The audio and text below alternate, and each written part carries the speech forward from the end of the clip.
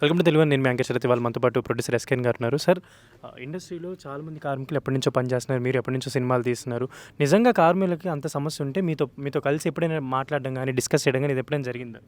అంటే ఇది ఇప్పుడు ఒక ప్రొడ్యూసర్స్ కౌన్సిల్, ఛాంబర్ ఇలాంటి విభాగాలు ఉన్నాక అందరూ అందరితో కలిసే సందర్భాలు చాలా తక్కువ అయిపోయినాయి. సో అందుకనే చెప్పి ప్రొడ్యూసర్ కౌన్సిల్ అంటే ఎవరో ఒక పెద్ద పెద్ద నిర్మాతలు మాత్రమే పెద్ద పెద్ద సినిమాలు తీసి ఓకే మిస్కన్సెప్షన్ వస్తుందని చెప్పి ఈరోజు ఒక 15 మంది నిర్మాతలు అందరూ ఈ ప్రెస్ మీట్స్ పెట్టడం జరిగిందండి.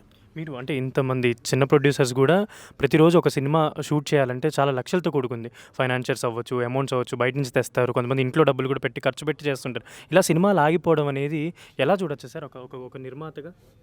ఇది చాలా విపత్కర పరిస్థితి అండి. ఎందుకంటే సడన్గా మేము మానేస్తాం అంటే ఇప్పుడు అందరూ బాగానే ఉన్నారు కదా, సడన్గా అంటే ఒక 30% ఇవ్వకపోతే మేము మానేస్తాం అనేది ఎవరికి మంచిది కాదండి. ఇది ఏ కార్మిక సంఘాల నేతలు వాళ్ళని అలా ప్రోత్సహించారో కానీ నిర్మాతల పరిస్థితి నిజంగా బాగాలేదు, వాళ్ళకి ఇదే వస్తున్నాయి, మనం ఇదే అని చెప్తున్నారా? ఒక 500 కోట్లు సినిమా తీసే నిర్మాత, 5 కోట్ల లోపు పనిచేసే నిర్మాత ఇద్దరు ఒకటేనా? అందరికీ ఒకటే షరతులు వస్తాయా? ఇలాంటి బేసిక్ థింగ్స్ ఏది చర్చ జరగకుండా అందరం మనం మానేద్దాం అనుకునేది ఒక అవివేకమైన సిద్ధాంతాన్ని కార్మిక సంఘాల నేతలు కార్మికుల్లో ఇంజెక్ట్ చేశారని నేను ఫీల్ అవుతున్నాను. ఇప్పుడు కూడా మీరు సినిమా తీసేటప్పుడు కార్మికులు అవ్వచ్చు, టెక్నీషియన్స్ ఎవరితో పనిచేసినా కూడా మీరు అందరూ మన వాళ్ళే అని అనుకొని పనిచేస్తారు. వాళ్ళ ఫుడ్ విషయం అవ్వచ్చు, సెట్లో ఏది జరిగినా కూడా ఏదైనా మీకు ఒకవేళ మంచి జరిగినా కూడా మీరు అందరినీ ట్రీట్ చేసే విధానం కూడా బాగుంటుంది. సో కానీ ఇలా కార్మికులు ఇలా ఒకేసారి అంటే ఏదో ఒక ఉసిగొల్పినట్టు అందరూ స్ట్రైక్కి దిగడం అనేది ఎలా చూడొచ్చు? అదేనండి, ఎవరికి వాళ్ళకి ఎమోషన్స్ చూస్తున్నారు తప్ప దీని వెనకాల ఉన్న విధానం ఏంటి, దీనివల్ల ఎవరో ఇబ్బంది పడుతుంటే అంటే ఒక 7-8 రోజులు కార్మిక సోదరులు వాళ్ళే ఇబ్బంది పడ్డట్టే కదా. వాళ్ళకి పని లేదు. నేను చూస్తున్నాను కొన్ని యూట్యూబ్ వీడియోలు చూస్తే పిల్లలు బాధపడుతున్నారని, ఇంటి ఓనర్లు ఇబ్బంది పెడుతున్నారని అదే విధంగా ఉంది. నిర్మాతలు అప్పులు చేసి వడ్డీలకి డబ్బు తెచ్చే నిర్మాతలు వాళ్ళు ఇది ఎవరికి అందరూ కూర్చుని మాట్లాడుకుని అరే ఇలా ఉంది తమ్ముడు, ఇలా ఉంది అన్న అనే చర్చించుకోవాలి తప్ప మీరేమైపోయినా పర్లేదు మాకు ఇది అంటే ఇది ఎవరికి మేలు చేస్తుంది అనేది ఎవరి కాళ్ళు ఆలోచించుకోవాల్సింది. ఒక ప్రొడ్యూసర్ అనే వాళ్ళకి రెమ్యునరేషన్ ఉండదు. వాళ్ళు ఎంత డబ్బు పెడితే అంత డబ్బు, అది వస్తుందో లేదో కూడా ఇప్పుడున్న రోజుల్లో తెలియట్లేదు. నిజంగా ఒక కాల్ షీట్ చేసేటప్పుడు 6 తర్వాత కూడా ఎవరు కూడా వర్క్ చేయట్లేదు. ఒక 30 మినిట్స్ 40 మినిట్స్ ఉంటారు. తర్వాత కూడా మీరు చేయించుకోవాలంటే డబుల్ వేజ్ ఇవ్వాల్సి వస్తుంది. డబుల్ కాల్ షీట్ ఇచ్చి కూడా చేయించుకున్న రోజులు ఉన్నాయి. సో అలా మీరు అంత సపోర్టివ్గా చేస్తున్నప్పుడు ఇలా చేయడం అనేది అదేనండి. ఇప్పుడు ఒక సాఫ్ట్వేర్ కంపెనీ ఉంది, ఏదన్నా ఒక ప్రాజెక్ట్ వచ్చింది, 6 తర్వాత ఈ ప్రాజెక్ట్ కంప్లీట్ చేసేవాళ్ళంటే వాళ్ళకేం మనం రెమ్యునరేషన్ పే చేయం. బట్ ఇప్పుడు ఇండస్ట్రీ ఉంది, 6 తర్వాత షూటింగ్ చేయాలి, ఇక్కడ సీన్ ఎక్స్టెండ్ అయిందంటే దానికి ఎక్కువ పే చేయాలి. అంటే ఈ విధానం ఏంటి? దీనికి ఎవరు ఇది చేశారంటే భారత రాజ్యాంగాన్నే ఇన్నిసార్లు సవరించాక దీన్ని సవరించాల్సిన అవసరం ఉంది కదా.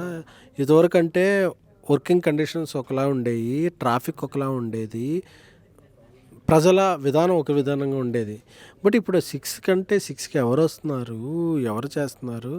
ఇలాంటి వాటిలో ఎవరు బేసిక్ థింగ్స్ని ఎవరు అడగకుండా మాకు ఒక్క రైట్స్ మాత్రమే మాట్లాడటం ఎంతవరకు సబబ్ అనేది నేను అందరినీ అడుగుతున్నాను. ఏ ప్రొడ్యూసర్ కూడా నిజమైన టెక్నీషియన్కి, నిజమైన కార్మికులకి డబ్బులు పెంచాలని అనుకోరు. ఎందుకంటే వాళ్ళకి నిజంగా లాభాలు వస్తే నెక్స్ట్ సినిమాలు ఖచ్చితంగా వేయించిన టెక్నీషియన్కి నెక్స్ట్ సినిమాలు 2000 ఇచ్చే రోజులు కూడా ఉన్నాయి. సో అలా మీరు అంటే నిజమైన సినిమా కార్మికులకి మీరేం చెప్దాం అనుకుంటున్నారు? నేను నిజమైన కార్మికులకు ఒకటేనండి, ఇప్పుడు ప్రొడ్యూసర్లు అందరూ కూడా చాలా ఫ్లెక్సిబుల్గా ఉన్నారు, అందరూ బాగుండాలని కోరుకుంటున్నారు. కార్మికులకి ఏదన్నా నష్టం చేకూరితే వాళ్ళు ముందుకు వచ్చారు. ఇప్పుడు నా అంతటి నేనే ఒక బేబీ సినిమా తర్వాత దర్శకుల సంఘానికి వాళ్ళ అసిస్టెంట్ డైరెక్టర్లు వాళ్ళందరికీ హెల్త్ ఇష్యూ నేను ఒక 10 లక్షలు ఇచ్చా. వేరే ఎవరికన్నా ఇదేంటే టప్పని డబ్బులు చేసి ఇచ్చా. బట్ ఇప్పుడు నాలాంటి వాడే ఒక 2 ఏళ్ళుగా సినిమా తీయలేని పరిస్థితి. అలాంటి పరిస్థితి ఉన్నప్పుడు ఒక బంగారు గుడ్లు పెట్టే బాతు ఉంది కదా, ఈ గుడ్లన్నీ ఒకరోజు తింటే చచ్చిపోతాయి. సో నిర్మాత పరిస్థితి కూడా అదే. ఇది అందరూ అర్థం చేసుకోవాలి. అర్థం చేసుకున్న రోజే నిర్మాత బాగుంటాడు. నిర్మాత బాగుంటే కార్మిక సోదరుడు బాగుంటాడు. అండ్ మీరు ఇన్వాల్వ్ అయిన కొన్ని పెద్ద సినిమాలు కూడా షూటింగ్స్ మీకు తెలిసే ఉంటాయి. అప్డేట్స్ ఎలా జరుగుతున్నాయి సార్? అంటే ఇలాంటి స్ట్రైక్ మధ్యలో షూటింగ్ చేయాలంటే కూడా చాలా కష్టం అయిపోయింది. అంటే వాళ్ళు కూడా ఫైనాన్షియల్స్ దగ్గర నుంచి మనీ తెస్తారు. ఒక పెద్ద సినిమా చేయాలంటే వెంటనే ఇంట్లో డబ్బులు పెట్టరు. సో అలా వాళ్ళకు కూడా చాలా కష్టం అయిపోయింది. ఎలా చూడొచ్చు ఈ సిచ్యువేషన్? ఇప్పుడు అన్ని సినిమాలు ఆగిపోయినాయండి. అన్ని సినిమాలు ఆగిపోయి ఇండస్ట్రీ పరిస్థితి అగమ్యగోచరంగా ఉంది. సో మీరు ఫైనల్లీ ఏం చెప్దాం అనుకుంటున్నారు టు ద అంటే ఎవరైతే స్ట్రైక్ చేస్తున్నారో, ఎవరైతే కార్మికులు వేజెస్ పెంచాలని అంటున్నారో, వాళ్ళకి మీరేం చెప్దాం అనుకుంటున్నారు యాజ్ ఎ ప్రొడ్యూసర్గా, ఇండస్ట్రీలో ఉన్న మనిషిగా? అంటే ఇప్పుడు నిజంగా ఇప్పుడు మనం ఒక మనిషి బాగున్నాడు అనుకోండి, వాడు చికెన్ మటన్ వేసి మంచిగా తినరు అని చెప్తాం. ఆరోగ్యం బాగాలేదు, ఒక జబ్బు చేసింది అనుకోండి, అవి బీరకాయ వేసి తిను, ఈ పచ్చని చేయి అని చెప్తాం. ఇప్పుడు ఇండస్ట్రీ పచ్చని చేయాల్సిన సమయం. అంతేకాని ఇప్పుడు కూడా లేదు నేను అది వేసుకుని తింటా, ఇది ఎలాగ ఫీడ్ చేయండి అంటే పేషెంట్కి ప్రాణానికి ప్రమాదం.